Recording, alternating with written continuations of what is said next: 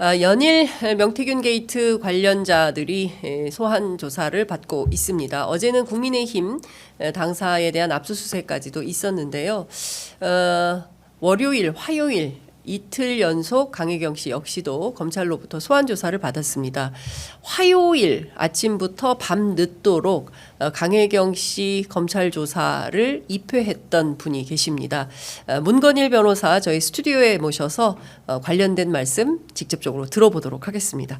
변호사님 어서 오십시오. 네, 안녕하십니까. 네, 저희 프로그램은 첫 출연이십니다. 네, 와주셔서 너무 감사드립니다. 제가 영광이죠. 네. 아닙니다. 그 창원에 내려가셔서 강혜경 씨 변호인으로 화요일 검찰 조사 입회를 하셨는데요. 총 몇 시간 정도 조사 받으셨어요? 오전 10시 반부터 시작해서요. 네. 저녁 이제 9시쯤부터 열람을 시작했으니까 거의 11시간? 11시간. 네. 아이고야. 11시간 동안 강도 높은 조사를 받으신 건데요. 네. 그러면 지금 그 주로 검찰 11시간의 조사 내용을 요약하면 핵심은 무엇입니까? 주로 네. 어떤 걸 물어보던 거예요? 이번 핵심이라고 하면 그 대선 여론조사 관련해서 네. 조작이 있었는지 그리고 예. 어떻게 있었는지 그거를 명태균 씨가 어떻게 활용을 했는지 그런 부분들 중점적으로 물어보셨습니다. 네, 그러니까 핵심적으로는 대선 여론조사 과정에서 어떤 조작이 있었는지 그리고 명태균 씨로부터 어떤 이를테면 요청을 받아가지고 어떤 작업을 개시했는지 뭐 이런 것들을 중점적으로 물었다. 이걸 근데 11시간 동안 이 얘기를 좀 물었다고 봐야 되나요?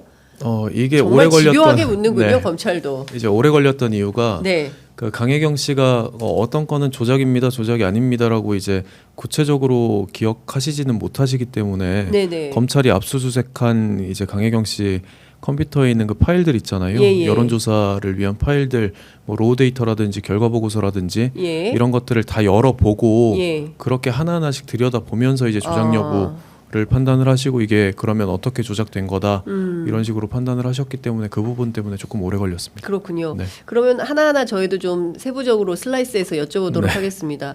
오전 조사 때는 그러면 집중적으로 그 대선 여론조사, 그 경선 과정에서 있었던 여론조사와 관련돼서 이 검찰이 신문을 했을 것 같은데요. 네. 구체적으로 어떤 내용들을 좀 물어봤습니까? 오전에는 이제 뭐 날짜로 보자면 네. 21년 5월 경부터 네. 이제 하나하나씩 그 개별 조작이 의심되는 폴더들을 열어보면서 이제 시작을 했거든요. 예. 그때 당시에는 이제 비공표 조사였죠. 비공표 조사가 총 19건 정도 있었던 것 같은데 예. 그 중에 이제 조작 의심이 가는 한 11건 정도를 일단 들여다보긴 했어요. 그거를 네. 순서대로 오전부터 들여다봤고 예. 오전에 한 2건 정도 보고 두세 건 정도 보고 나머지는 오후에 네. 이렇게 보는 순서였던 것 그렇군요. 같습니다. 그러니까 지금까지 그 언론에 보도된 뉴스토마토 보도에 따르면 그러니까 이른바 이제 윤석열 대통령에게 뭐 유리해야 됩니까? 뭐 어쨌든 그 윤 대통령을 위한 여론조사가 총 81차례가 있었고 그 중에 이제 공표 비공표로 나누면 이제 공표 여론조사가 58번 있었고 나머지 비공표 여론조사가 있었는데 그 중에서 조작이 의심되는 11건을 놓고 집중적으로 물어봤다. 네. 이렇게 얘기를 요약해도 되겠습니까? 네, 맞습니다. 자, 그러면 그 11건 가운데 그러니까 조작의 양태라는 게 구체적으로 어떤 형식으로 이루어진 대목이 있는 겁니까? 일단 그날 다 정리를 하고 나서 크게 두 가지 유형으로 조금 분류를 해봤어요. 네. 일단 첫 번째는 그 표본 자체를 뭐 뻥튀기를 시켜가지고 뭐 배수를 시켜가지고 전체적인 그 신뢰도 향상이라든지 아니면 결과치에 대한 뭐 일부 가중이라든지 예. 이런 것들을 한 뭐 소위 뻥튀기라고 부르는 예, 뻥튀기 뭐 그런, 조사. 네, 예. 방법이 있었고요. 다른 한 가지는 뭐 일명 그리기라고 해가지고 그리기. 예. 네, 뭐 아예 없는 로 데이터를 가져온다거나 아니면 있는 로 데이터에 그 일부 수정을 해가지고 예. 뭐 답변을 안 한 거를 이제 한 것처럼 뭐 이렇게 수정을 한다거나 그런 식으로 해서 조금 예. 여론조사 내용의 신뢰도 측면에서 조금 보강을 하는 그런 작업이 있었습니다. 그러면 하나는 뻥튀기고 다른 하나는 하나는 그리기. 그리기. 네. 그러면 두 가지 양태의 일종의 여론조작 수법이라고 해야 될까요? 네. 이런 게 있었다. 그 뻥튀기는 저희는 이렇게 들었습니다. 예컨대 이제 샘플 수가 2,000 샘플이다. 그러면 원래 확보된 그러니까 실제로 돌린 거는 그 500개 샘플인데 이 네. 500개를 곱하기 4 해서 만들어 라고 이제 명태균 씨가 지시를 하면 그렇게 곱하기 4 곱하기 3 해서 있는 그 데이터를 이제 뻥튀기 하는 방식으로 했다. 이제 요런 내용을 저희가 이제 녹음 파일을 통해서 들었는데 실제로 그걸 얘기를 하는 겁니까? 뻥튀기 수법은? 네, 전체적으로 맞긴 한데 조금 더 구체적으로 설명을 드리면 네. 일단 여론조사에는 쿼터라는 게 있습니다. 쿼터? 네, 예. 연령이라든지 예, 아니면 예, 성별이라든지 예. 지역이라든지 어느 정도 그 비중이 조금 맞게 그렇습니다. 갖고 있어야 이게 어느 정도 신뢰도 있는 여론조사라고 평가를 받는데 맞습니다. 예.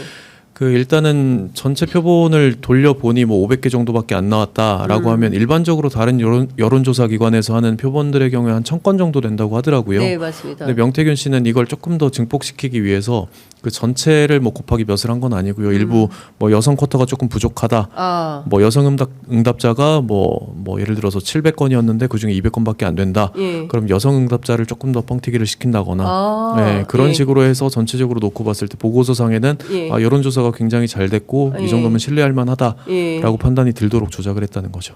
아, 네. 그러니까 이제 쿼터별로 예를 들어서 20대 젊은 층이 그 답변을 잘 안 한다. 그러니까 원래 다른 여론조사들도 샘플링을 할 때 뭐 20대 그 표본이 너무 낮아서 많이 돌려야 그 실제로 표본을 확보할 수 있다. 이제 이런 얘기들을 여론조사 전문가들이 하는데 명태균 씨의 여론조사 방법은 예를 들어서 뭐 여성이 부족하다.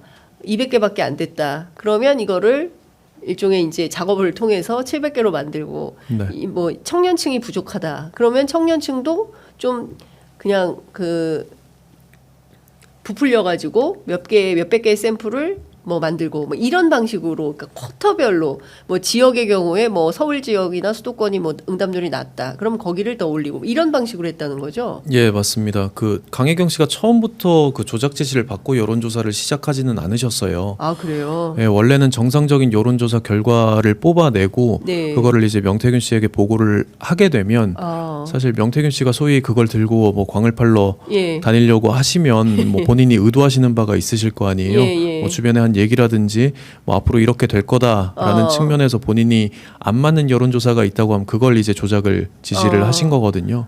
그게 무슨 말씀이십니까? 그러니까 이를테면 네. 본인이 당신 뭐 이렇게 해서 이렇게 판을 짜면 이번에 선거에서 몇 % 표차로 승리할 거야라고 본인이 예측을 했는데 네. 강혜경 씨가 실제 돌려보니까 그 데이터가 안 나온다. 그러면 발언한 바에 맞추기 위해서 잘 나온 여론조사를 폐기하고 막 명태균 씨 발언에 조사를 맞췄다 이런 얘기인가요?